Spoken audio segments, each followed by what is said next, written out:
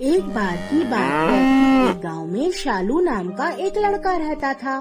शालू के पापा नहीं थे, वो अपनी मम्मी के साथ ही रहता था। वो लोग बहुत गरीब थे और जैसे तैसे गुजारा कर रहे थे। उनके पास एक गाय भी थी, लेकिन वो गाय बूढ़ी हो चुकी थी और अब वो दूध भी नहीं देती थी। मुझे लगता है हम अपनी गाय बेच देते हैं, कम से कम कुछ दिन तो पैसों का इंतजाम होगा।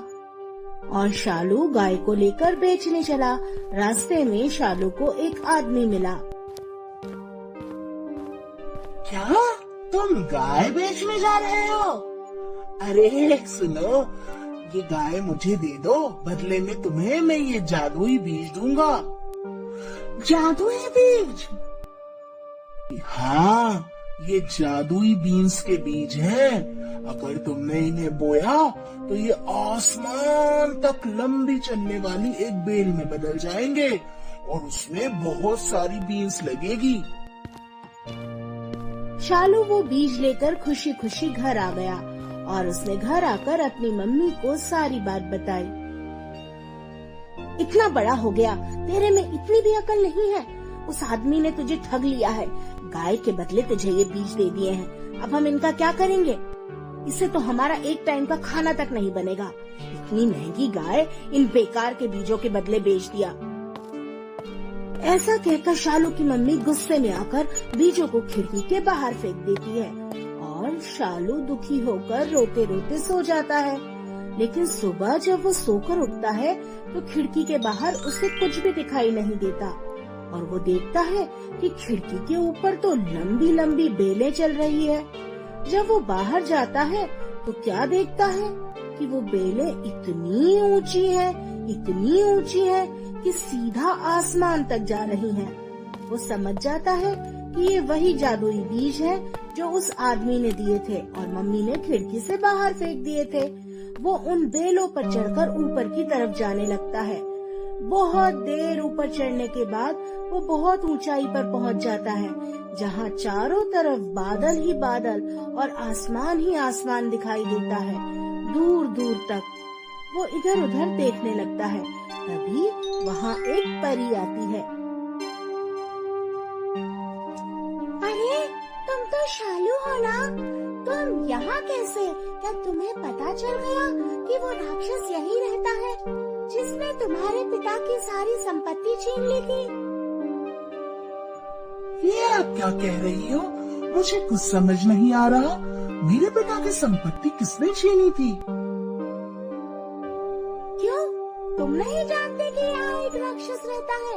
वो बादलों के ऊपर महल बनाकर रहता है। वो साधु बनकर तुम्हारे घर आया था। उसने तुम्हारे पापा को बेवकूफ बनाया और उनकी सारी संपत्ति हड़प ली। उसके बाद ही तुम्हारे पापा को इस बात का इतना सदमा लगा कि तुम्हारे पापा हार्ट अटैक से चल बसे। तुम्हें जरूर कुछ करके उस राक्षस से अपनी संपत्ति वापस लेना चाहिए, क्योंकि उस पर सिर्फ तुम्हारा हक है। अच्छा, कहाँ मिलेगा मुझे वो राक्षस? यहाँ से जो सीधी बादलों वाली सड़क दिखाई दे रही है, वही चलते जाना। थोड़ी दूर पर एक महल दिखाई देगा, वो उस राक्षस का महल है। लेकिन एक बात याद रखना, वो राक्षस बहुत खतरनाक है। अगर उसने तुम्हें देख लिया तो वो तुम्हें छोड़ेगा नहीं। लेकिन हाँ, उसकी पत्नी बहुत अच्छी है। परी की बात सुनकर शालू उस सड़क पर चलने लगता है। बादलों की सड़क पार करने के बाद उसे एक महल दिखाई देता है। वो जाकर महल का दरवाजा खटखटाता है। एक बहुत बड़ी सी औरत बाहर निकल कर आती है। वो थी तो राक्षस की पत्नी, लेकिन वो बहुत दयालु थी। उसका कोई बच्चा भी नहीं था, तो वो बच्चों से बहुत प्यार करती थी। वो शालू को देखकर खुश हो जाती है।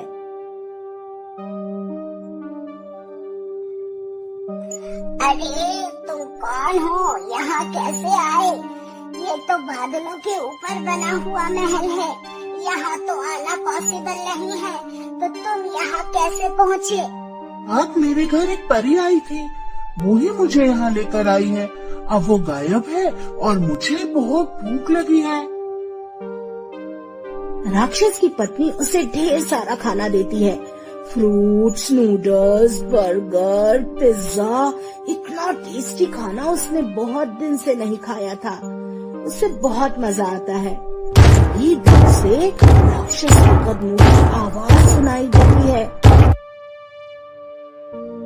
लगता है मेरे पति आ रहे हैं, तुम जल्दी से कहीं छुप जाओ। और ऐसा कहकर वो उसे एक बड़ी सी बरनी के अंदर छिपा देती है। खुशबू, खुशबू, इंसानी बच्चे की खुशबू। मुझे ये इंसानी खुशबू कहाँ से आ रही है? क्या यहाँ कोई इंसान का बच्चा आया है? इंसान का बच्चा? कैसी बातें करते हैं आप? ये तो बादलों के ऊपर बना हुआ महल है, यहाँ कोई बच्चा कैसे आ सकता है?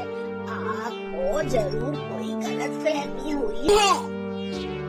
गलतफहमी? मुझे कोई गलतफहमी नहीं होती। मैं तुम्हें अच्छी तरह से जानता हूँ। तुम्हें बच्चे बहुत पसंद हैं।